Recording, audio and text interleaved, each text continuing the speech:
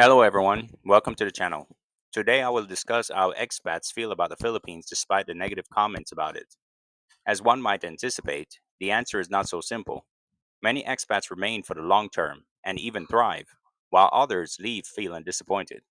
To understand why, we must examine the advantages and disadvantages of retiring in the Philippines, as well as how expats assess, negotiate, and ultimately decide whether the country is a suitable place for their retirement years.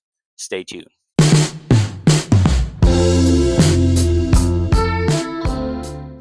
Before or during their time in the Philippines, expats often encounter various unfavorable stories. These can range from deeply emotional disappointments to practical concerns. Here are some of the most common grievances. Corruption within the government and police has been a long-standing issue in the Philippines. Retirees may face delays, unexpected costs, or unclear procedures when dealing with local permits, land purchases, or visas. Some individuals find the palakasan system, favoritism, and inefficiency so frustrating that they begin to question their decision to stay.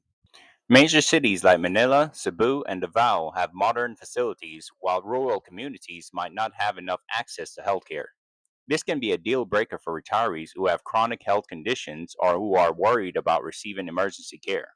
Health insurance coverage is another area of ambiguity and worry, particularly with reference to preparations for travel abroad. The government owned health insurance program, PhilHealth, or the Philippine Health Insurance Corporation, is one of the main issues. Although enrollment is optional for legal residents and mandatory for all employed individuals in the Philippines, including expats, it is often seen as insufficient for addressing the comprehensive needs of expats.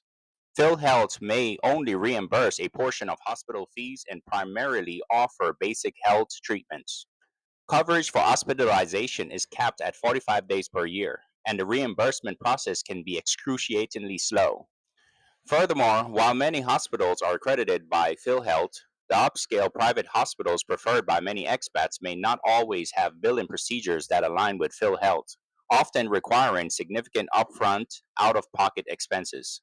As a result, many expats seek private health insurance from both domestic and international companies. In the Philippines, local private plans generally offer more comprehensive coverage than PhilHealth, and they often have direct billing agreements with hospitals, which simplifies the payment process. Additionally, the geographic limitations of local plans are a significant drawback, as they typically only cover medical expenses incurred within the Philippines. International health insurance is highly recommended for expats who travel frequently or wish to receive medical treatment outside the Philippines. These plans provide broader coverage and global portability, along with essential benefits like medical evacuation to better equipped facilities abroad, such as Singapore if necessary. International policies are often costlier than domestic ones, even if they offer better coverage and peace of mind. Since premiums tend to increase with age and health status, cost can be a significant factor, especially for older expats or those with pre existing conditions. The secondary concern is blackouts. Rolling blackouts, poor road conditions, and interruptions in water supply remain common in several provinces. Internet quality varies but is improving. Although public transit is available, older expats who are not familiar with developing country systems often find it chaotic and unsettling. Then there's the issue of crime, most of which occasionally go unpunished. Despite not being a conflict zone, crime can still be an issue in the Philippines, particularly in cities. This includes occasional violent occurrences, scams, and small time theft. Because of Mindanao's long history of insurgency activity, particularly in the southern region, many countries advise caution. Then there are the typhoon issues, along with other natural disasters like volcanic eruptions and earthquakes. The potential for natural disasters may make retirees nervous, especially if they wish to live in vulnerable coastal areas.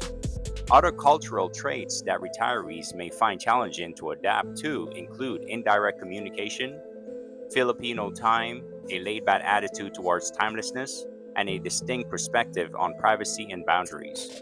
Many other expats come to the Philippines with the hope of finding love.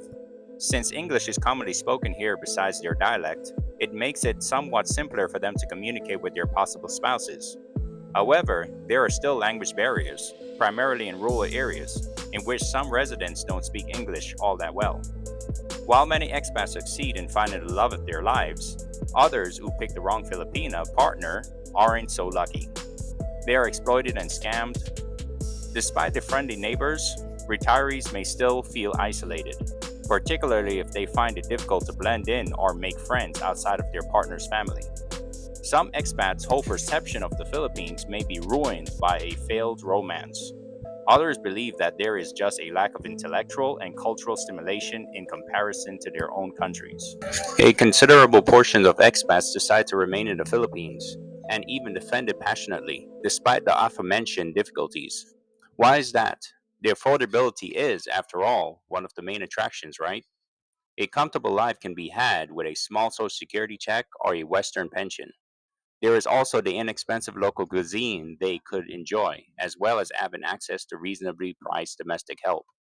Expats can also rent or purchase residences for a fraction of what they would pay back home.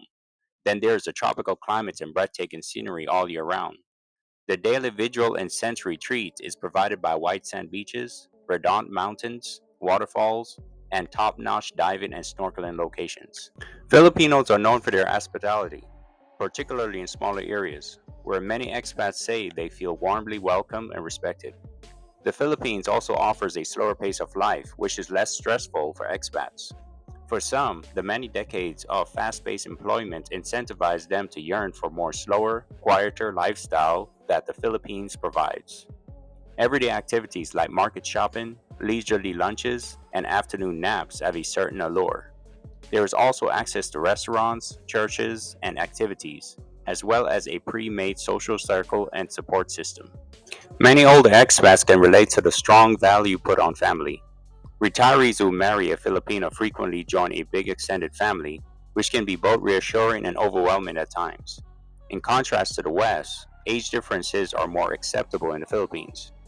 In their later years, many Western retirees do discover genuine partners who offer emotional warmth, care, and companionship. A surprising number of retirees express a revitalized feeling of purpose here in the Philippines.